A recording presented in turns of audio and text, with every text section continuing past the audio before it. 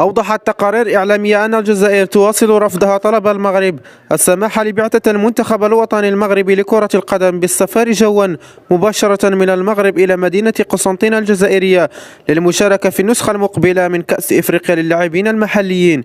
وتحتضن الجزائر كأس إفريقيا للاعبين المحليين خلال الفترة الممتدة ما بين 13 من يناير الجاري و4 من فبراير المقبل.